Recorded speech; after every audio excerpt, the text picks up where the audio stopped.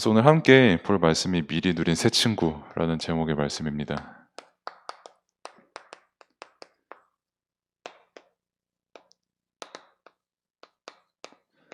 여기서 말하는 새 친구는 방금 저희가 본문을 통해서 확인을 했던 사드락과 메삭과 아벳느고 이렇게 세 명의 친구를 뜻하는 거죠.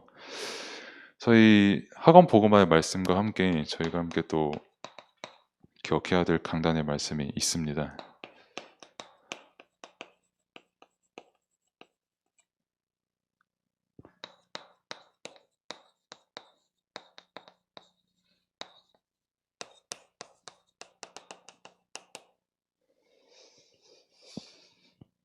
갈라디아서에 나타나는 오직 복음의 말씀이었고, 갈라디아서는 잘 아시는 대로 사도 바울이 갈라디아 지역에 있는 교회들에게 쓴 편지의 글이죠.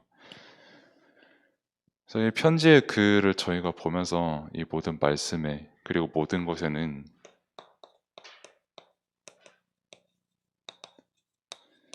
흐름이 있다, 흐르고 있다 이렇게 말씀을 주셨습니다. 실제로 모든 것에는 다 흐름이 있죠. 플로우라고도 많이 하고 아무튼 말씀에도 흐름이 있고 시간도 흐르고 물도 흐르고 여러분 속에 있는 피도 흐르고 모든 게 다 흐르는 그런 세상인데, 그래서 중요하게 기억할 게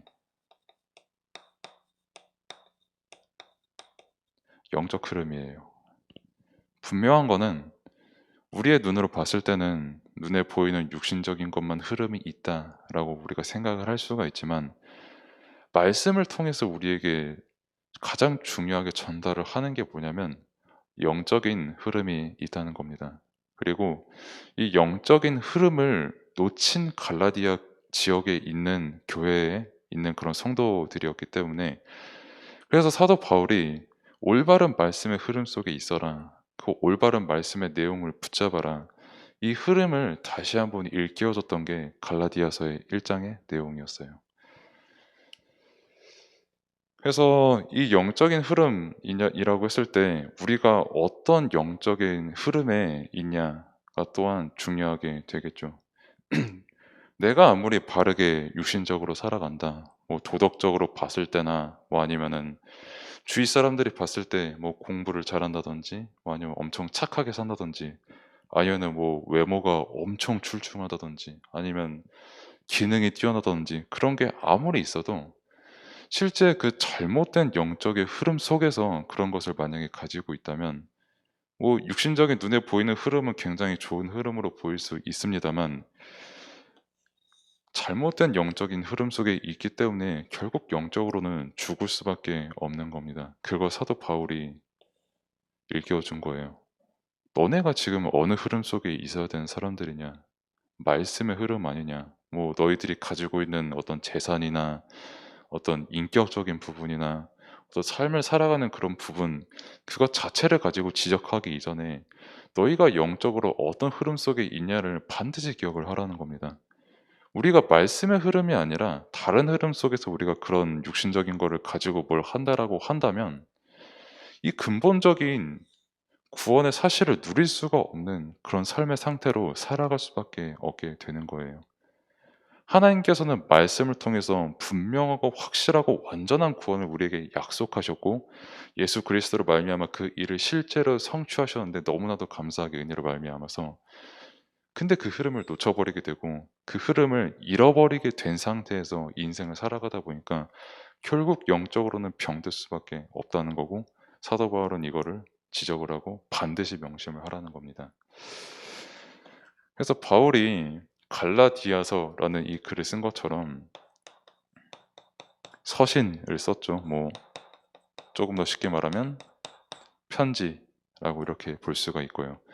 갈라디아라는 지역에 사도 바울이 편지를 이렇게 쭉 보낸 거예요. 갈라디아 지역에 있는 교회들에게. 그래서 중요한 게 뭐냐면 실제 그 당시 살아있는 복음을 가지고 산 사람이 갈라디아 지역에 있는 그 마찬가지로 실존했던 교회들에게 보냈던 편지였던 겁니다. 이 편지에는 말씀의 흐름이 담겨져 있고 말씀의 흐름 속에서 쓰여진 편지예요. 그리고 이 편지가 지금 21세기 그리고 저희에게까지 이 편지의 내용이 그대로 전달이 되고 있는 겁니다. 그래서 우리는 단순히 이 갈라디아서라는 어떤 바울 서신을 볼 때, 바울의 편지를 볼 때, 그냥 바울이 갈라디아 교회에서 이렇게 편지를 썼었구나. 조금 솔직히 말해서 1장, 2장 보면은 뭐 문체도 어렵고 이게 뭐 주어랑 뭐 이런 게 막 뒤죽박죽이고 하니까 알아듣기 어렵다. 뭐 이렇게 치부할 수도 있지만 분명한 것은 말씀의 흐름 속에서 이 편지가 쓰여진 게 지금 우리에게 그대로 전달이 되고 있다는 거예요. 이건 살아계신 하나님의 역사가 아니고서는 절대 일어날 수 없는 일입니다. 그리고 이 편지의 내용을 통해서 전달해 주신 그 오직 복음의 내용이요. 창세기부터 시작해서 지금 저에게까지 똑같은 내용으로 오직 복음을 믿으라, 오직 주 예수 그리스도만 믿으라 라고 하는 것만큼 우리에게 절대적인 은혜가 없는 거예요. 이건 단순히 그때 당시에 있었던 어떤 글의 일부분이다, 편지다, 어떤 한 사람의 작품이다 이렇게 치부할 게 아니라 하나님께서 어떤 흐름을 허락을 하셨냐, 그리고 실제 어떤 흐름 속에 우리가 있냐를 이 서신을 통해서 우리가 확인을 할 수가 있다는 거죠. 쉽게 말해서 우리의 정체성을 확인을 할 수가 있는 겁니다. 이 편지를 통해서. 그래서 마찬가지로 강단의 말씀을 통해서 이 말씀을 주시잖아요. 그래서 강단의 말씀을 통해서 여러분들의 정체성을 알 수 있는 거고요. 강단의 말씀을 통해서 하나님의 말씀의 흐름을 우리가 깨달을 수가 있고 누릴 수가 있는 거예요. 이 흐름 속에서 모든 삶의 기준이 결정이 돼야 되는 겁니다. 저와 여러분은요. 그 삶의 기준이 뭐냐라고 했을 때 성경이에요. 당시 갈라디아 교회에 있는 사람들은 상당히 많은 부분에서 속고 있었거든요. 분명히 예수 그리스도의 말씀을 듣고 구원을 얻고 복음을 가지고 살아가야 될 사람들인데 그 영적인 흐름 속에 순간적으로 놓쳐버린 거죠. 그래서 바울이 편지를 쓰는 겁니다. 근데 왜 성경이 중요하냐? 성경 말고 다른 구원과 다른 복음을 전달하는 사람들이 너무나도 많았어요. 특히 갈라디아서에서는 유대인을 주의하라고 바울이 말을 했죠. 율법을 주장하고 지금 우리로 말할 것 같으면은 야, 너 그 교회 뭐 일주일에 한 번 나오고 이주일에 한 번 나오고 나와도 뭐 엎드려서 자고 하면 너 어떻게 그거 구원받냐? 라고 주장을 하는 게 유대인이에요. 그러니까 사람들이 하나님의 은혜로 말미암은 예수 그리스도를 믿는 믿음의 구원에서 그 성경이 말하는 오직 복음의 구원에서 사람이 만든 율법의 구원으로 계속 뒤바뀌는 겁니다. 그 영적인 흐름이 바뀌는 거예요. 그 되게 사소한 차이 같죠. 그 영적인 흐름에 따라서 내가 상대방을 바라보는 게 달라지고요. 내가 말씀을 보는 게 달라지고 모든 삶이 달라지고 인간관계 다 달라집니다. 사람을 바라볼 때 율법으로 바라볼 수밖에 없게 되고요. 내가 봤을 때 뭐 율법적이면 뭐 저 같은 경우도 예민한 성격인 편에 축하니까 약속했을 때 누가 뭐 1분만 늦어도 '아 얘가 나 우습게 보나.' 막 이렇게 생각할 수 있는 여지가 굉장히 많은 그런 율법을 가지고 있는 게 바로 유대 율법이거든요. 오죽하면은 613 개의 율법을 만들고 그중에서 단 한 가지만 어겨도 구원을 얻을 수 없는 그런 율법이 형성이 됐겠습니까? 실제 이 성경을 가지고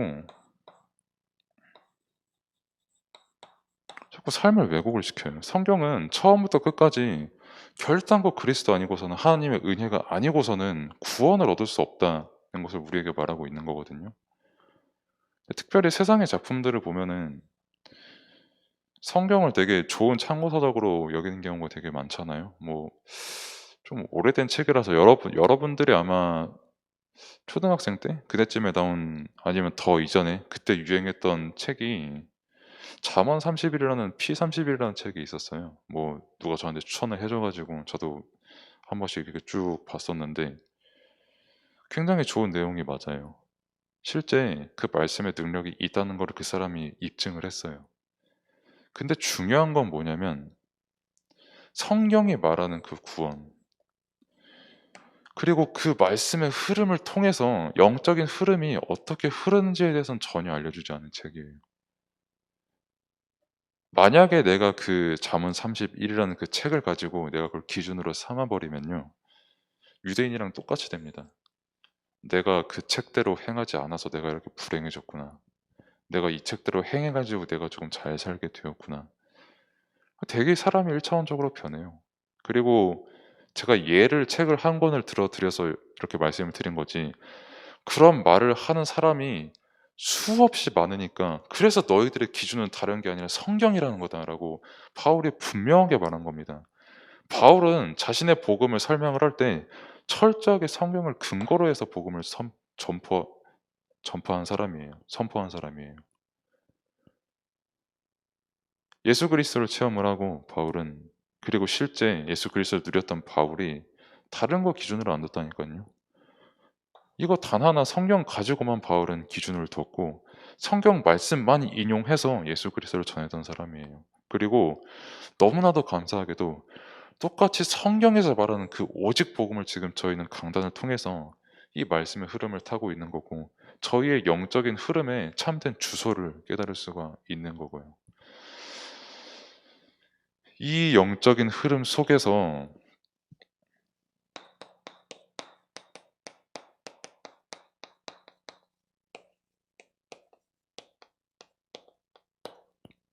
이스라엘이 바벨론이라는 나라에 그렇게 포로가 되어 갔잖아요. 그리고 느부갓네살이라는 왕이 바벨론 왕이었습니다. 그리고 그 이스라엘에는 다니엘과 오늘 저희가 함께 보는 세 친구가 있었고요. 실제 이 왕이 거기 교재에 보시면 있겠지만 세계를 통치하는 왕이었어요. 정말 세계를 호령하는 왕이었어요. 이게 단순히 그 시대에만 조금 이름을 날린 정도가 아니라 지금까지도 저희에게 영향을 주고 있는 그런, 어마어마하게 문화적으로도 뛰어나고 군사적으로도 뛰어나고 다방면으로 너무나도 엘리트의 기질이 가득한 그런 왕이었습니다. 실제 자기 자신을 다른 신의 어떤 능력과 이름을 빌어서 자기 자신을 더욱더 신으로 세우려고 노력했던 사람이고요. 지금 성공하려는 사람들이랑 너무나도 똑같은 모습이죠. 그리고 실제 인간의 눈으로만 봤을 땐 그걸 이뤘던 사람이 바로 느부갓네살 왕이에요. 그래서 얼마만큼 이 사람의 문화가 뛰어나냐면, 그 이번 11월 달에 그 이터널스라는 영화가 개봉을 하시는 거를 여러분이 아시죠? 뭐 제가 만난 랩노트들은 거의 다 국산 영화를 좋아하던데 왠지 모르겠지만 아무튼 국산 영화도 너무 훌륭하고 또 외국 영화도 너무 훌륭한데, 이터널스라는 영화가 11월에 개봉을 해요. 그리고 그중에 특히 그 마동석 배우가 그 이터널스 마블 영화에 출연을 한다, 무려 마블 스튜디오의 영화에 출연을 한다고 해서 꽤 많은 화제가 됐고 되고 있고, 실제로 유튜브만 봐도 뭐 몇백만 명은 그냥 예사로 그 티저 영상들 다 보고 있습니다. 그래서 뭐 되게 비중 없는 인물도 아니고 뭐 길가메시라는 아주 바벨론적인 그런 캐릭터를 또 직접 담당이 돼서 그렇게 연기를 하게 된 그런 마동석 배우 분이시죠. 그 제가 티저 영상을 쭉 보는데 어떤 문 앞에 서서 이렇게 마동석 배우님을 포함한 그런 다른 인물들이 이렇게 쭉 서 있는 거를 보는데, 그 성벽을 보니까 그 바벨론의 이슈타르라는 신이 있어요. 근데 그 이슈타르의 어떤 그런 성문, 그런 건축물 앞에 그렇게 인물들이 서 있더라고요. 그러니까 굉장히 바벨론을 상징을 하는, 그리고 바벨론의 문화를 영향을 받은 그런 장면이다고 저희가 확인을 할 수가 있고, 그 이슈타르의 문이라는 그 작품이 기원전 7세기 전 작품인데 그거 만든 양반이 바로 이 양반이에요. 우리가 실제 영화를 통해서 볼 수 있는 그 하나의 문 같은 것들도 그만큼 기원전 7세기 인물이 21세기 최고 가는 영화에 상당한 영감과 어떤 실제적인 영향을 제공해 줄 만큼 뛰어난 문화적 코드를 가진 사람이 바로 느부갓네살 왕이었어요. 또 다르게 말하면 똑같이 이 느부갓네살이 이스라엘을 점령을 했고 바벨론을 점령을 했던 그 영적인 흐름이 우리에게 똑같이 흐르고 있다는 겁니다. 그래서 우리는 말씀의 흐름에 온전히 기억하고 말씀의 흐름 속에 온전히 있지 않으면 그 영적인 흐름에 저희가 넘어질 수밖에 없게 되는 거예요. 그래서 이 느부갓네살 왕의 이스라엘은 당연히 멸망을 당했는데 사실 이미 멸망을 당한 상태였어요. 이스라엘은 굳이 바벨론이 아니더라도 이미 애굽에 멸망을 당한 것과 마찬가지의 상태였고요. 왜 멸망을 당하는 상태였냐면 이 영적인 흐름과 영적인 상태가요, 절대로 하나님 말씀을 안 듣는 그런 영적인 상태가 이스라엘의 영적 상태였어요. 그리고 이 영적인 흐름을 봤던 인물들이 바로 다니엘과 저희가 오늘 함께 볼 세 친구들인데,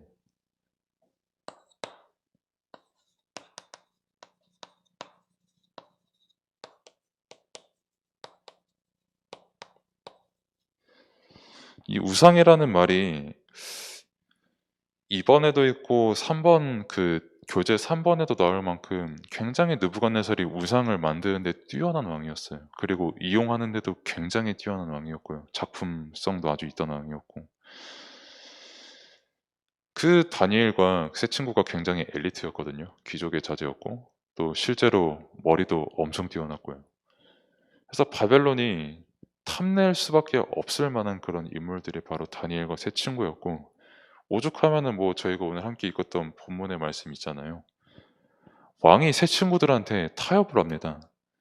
야, 너네 진짜 절 안 한 거 사실이냐? 절 안 하면은 다 불태워 주겠다고, 그 느부갓네살 신상 앞에 절 안 하면 다 죽이겠다고 했는데 너네 진짜 절 안 했냐?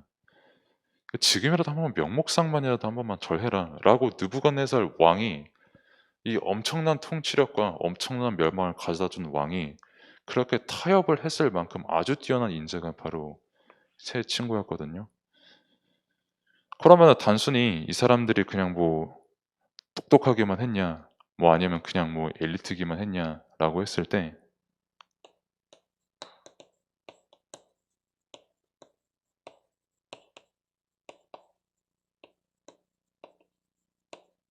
세 친구는 하나님의 세계복음의 비밀을 알고 있었던 그런 렘넌트들이었어요. 그래서 그 우상 현장에서 이 영적인 흐름을 아니까 자신들이 하나님의 자녀이고 나는 오직 복음을 믿는 그 믿음의 흐름 속에 있는 사람이고 그 확신 속에 거하고 있는 사람이기 때문에 바벨론이란 영적인 흐름이 너무 잘 보이는 거예요. 성경을 가지고 바라보니까요, 그 사람들이 말하는 구원과 그 사람들을 형성하고 있는 그 모든 것들이 실체가 무엇인지 정확하게 보인 겁니다. 그리고 역사를 주관하신 이가 누구인지를 세 친구는 분명히 알고 기억하고 믿고 있었던 그런 사람들이었어요. 그래서 우상을 만든 세계적인 왕이잖아요. 제가 이거를 먼저 말씀을 드렸습니다만, 그래서 모든 요소의 우상을 집어넣었던 그런 왕이었습니다. 아까 샘들에게도 말씀을 드렸지만은 이 우상을 너무 잘 이용해요, 이 느부갓네살 왕이. 그리고 지금은 3단체가 우상을 너무 잘 이용하고요. 이때 당시에는 느부갓네살 왕이 우상을 너무 잘 이용하는 거예요. 우상을 가지고 사람들의 사상 다 사로잡았지. 문화, 21세기 뭐 마블 스튜디오에서 쓸 수밖에 없을 만큼의 그런 어마어마한 영감을 주는 그런 작품도 만들어냈죠. 뭐 우상, 뭐 종교. 이때 당시 다니엘과 세 친구들이 청소년으로서 끌려왔잖아요. 여러분 나이 때 타국에 끌려왔잖아요. 엘리트로서. 그때 이걸 계속 씹는 겁니다. 너네 공부하고 싶은 거 해라. 우리들이 시킨 대로 하면 무조건 출세길 보장해 준다. 솔직히 이 유혹에 누가 안 넘어갑니까? 다 넘어가지. 괴롭히는 것도 아니고 괴롭히긴커녕 오히려 성공시켜 주겠다는데. 그리고 뭐 무리한 거 요구하는 것도 아니에요. 그냥 우상 제물에 바쳤던 그 음식만 너희가 먹으면서 우리의 양육을 받으라라고 한 건데, 거기에 모든 요소가 사실상 다 들어가 있는 겁니다. 의식주까지도, 그리고 한 사람이 사회인으로 장성하기까지 그 모든 요소에 느부갓네살 왕은 우상을 심어놨던 거예요. 좀 더 영적인 흐름을 가지고 보면은 그만큼 사단은 바벨론과 느부갓네살 왕을 지독하게도 이용했던 겁니다. 그 느부갓네살 왕과 그 바벨론을 이용해서 지독하게 이스라엘을 멸망시켰던 거예요. 그리고 그 사단의 역사 아래 이스라엘 왕은 단 한 번이라도 하나님의 말씀에 순종하고 믿었으면 됐을 것인데 그 단 한 번을 순종을 안 했고요. 말씀의 능력과 말씀의 확신과 말씀의 내용에 대해서 몰랐던 그 왕들도 아니었어요. 역사적으로 자신들의 선조가 말씀을 어떻게 체험했는지를 알았고, 말씀을 통해서 어떻게 자신들의 나라가 이끌림을 받아왔는지도 다 알았던 그런 왕들인데 눈으로 보고도 안 믿었다니까요. 이 왕들은 말씀의 능력을. 그만큼 우상이 굉장히 강력한 겁니다. 여러분도 솔직히 제가 뭐 아무리 말씀이 되게 실제적인 거를 가지고 말씀을 한다고 한들 어쩔 수 없이 우상이 더 커 보이는 건 어쩔 수가 없잖아요. 뭐 유튜브를 통해서도 그렇고 뭐 넷플릭스 오징어 게임 같은 건 봐도 그거 하나만 봐도 지금 얼마만큼의 영향력을 미칩니까? 작품성이 너무 좋으니까.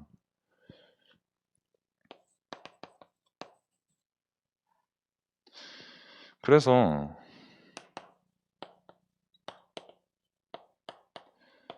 여러분들이 어떤 흐름 속에 있는지를 지금 알아야 되고, 또 여러분들이 이거를 항상 믿고 실제 이 내용을 누리셔야 되는 겁니다.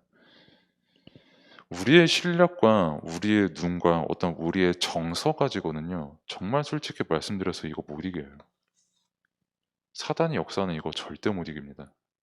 느부갓네살랑 결단코 못 이깁니다. 또 말씀드리지만 지금까지도 문화적인 영향을 주는 그 사람을 어떻게 이겨요? 저희가 영적인 흐름도 모르고 말씀도 모르고 그저 우리의 실력 가지고만 어떻게 해보자 라고 했을 때 그 유대인들처럼 우리가 율법만 잘 지키면 어떻게 될 거야 라는 그 주장을 했을 때 이 사람 못 이겨요. 그리고 이긴다고 손치더라도 사단은 못 이깁니다. 우상은 절대 못 이기고요. 우상을 숭배할 수밖에 없는 그 인간의 상태잖아요. 영적인 상태가. 그래서 우리는 어떤 흐름 속에 있어야 되는 거냐면